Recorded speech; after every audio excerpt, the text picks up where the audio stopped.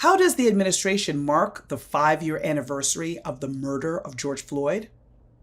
By enabling cops that kill to act with impunity, of course. What else?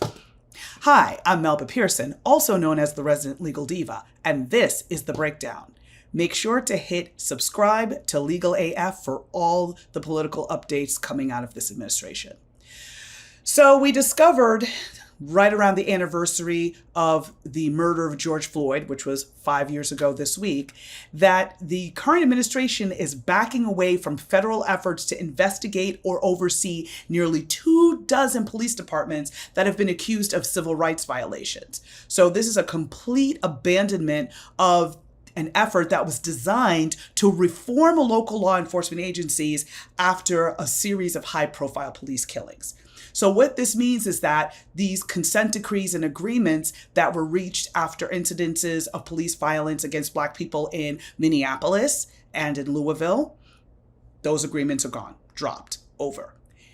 This administration is also going to close civil rights investigations into the departments in Memphis, Phoenix, Oklahoma City, Trenton, New Jersey, and Mount Vernon, New York, as well as a case against Louisiana State Police.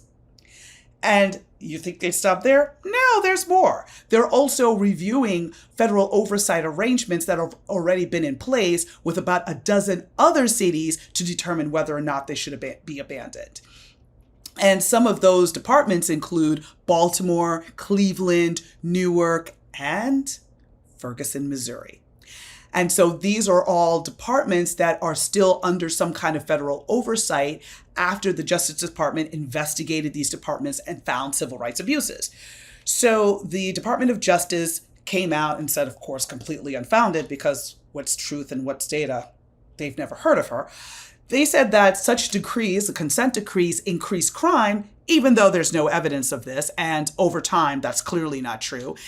And instead of focusing on issues that cause death and are problematic in terms of community support for law enforcement, community relations, people not being willing to report crime or be witnesses in a case because they don't trust law enforcement, instead of focusing on things like that, they're now talking about using consent decrees, not on police departments, but on universities. Yeah, because DEI, because anti-Semitism. Again, being clear, anti-Semitism is an issue, but again, as per the Anti-Defamation League and other very prominent Jewish groups that have been monitoring this, there's not an epidemic in US universities of anti-Semitism. So this is a manufactured crisis to justify the racism and foolishness coming out of this administration. So there's that. Now, remember, consent decrees were created with the intention to stem police violence.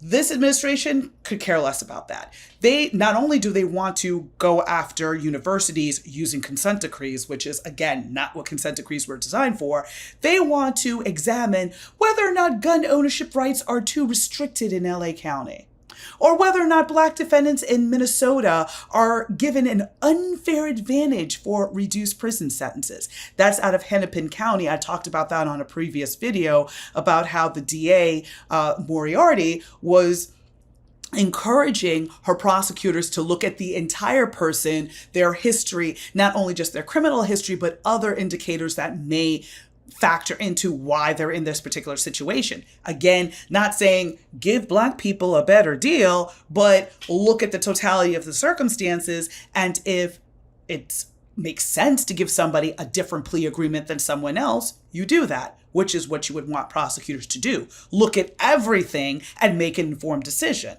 But heaven forbid. And also, another interesting one, the Department of Justice is now going to start investigating the city of Chicago. Why? Because there's too many Black people in top city jobs. Seriously. Because heaven forbid, should Black people actually be qualified for the jobs they hold? Yeah, okay. So now, on top of all of this foolishness, the Department of Justice is also deciding whether or not they want to continue investigating NYPD Sex Crimes Unit because there's been rampant allegations of abuse. Also, the Rankin County Sheriff's Department in Mississippi, where there's a band of deputies called the Goon Squad. And what did the Goon Squad do? Torture dozens of people. Yeah, you'd think you'd want... No, okay, never mind. So... a lot of these departments don't want consent decrees. Let's not get that twisted. They resist it because they're like, we don't want the feds in our business. We can reform ourselves. We got this. Yeah, well, the proof's in the pudding. Memphis is one of the cities that say, hey, we can reform ourselves. Hi, Tyree Nichols' family would beg to differ on that. The reality is consent decrees are pretty amazing in terms of the amount of help that they give these departments. So a consent decree is not like a thing that's on paper and that's the end of it. It comes with a monitor. It comes with resources to help rewrite policies, to help do training for the department to get them back on the page of protecting and serving and having a relationship with the community versus abusing the community.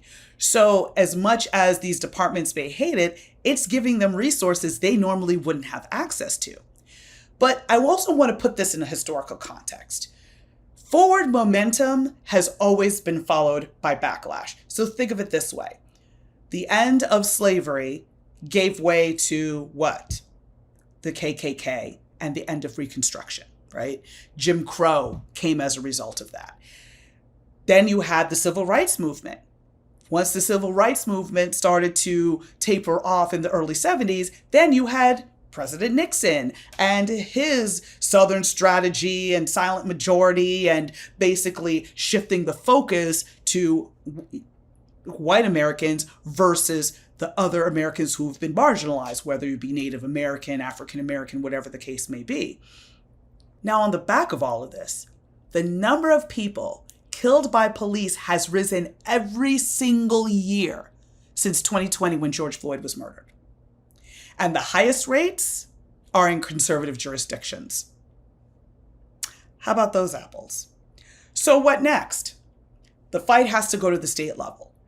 States like Alabama and Florida are working overtime to make it harder to legally go after cops who kill. But remember, elections have consequences. And I always like to say, when they go low, we go local. So it's all about your mayor, your governor, your city council, your sheriff. What are their stances when it comes to police reform, when it comes to holding cops accountable who harm our community? If they're not about trying to make sure that everyone's being treated equitably, then they don't deserve our vote. And if they get in office and prove that they're not about that life, then they don't deserve to keep their job. So that's just a reminder to all of us that we need to watch our local elections like a hawk. Make sure we're educated about the issues, educated about where the different candidates stand, and vote accordingly. I'm Melba Pearson, also known as the Resident Legal Diva, and this was The Breakdown. Take care. Can't get your fill of Legal AF? Me neither. That's why we formed the Legal AF Substack.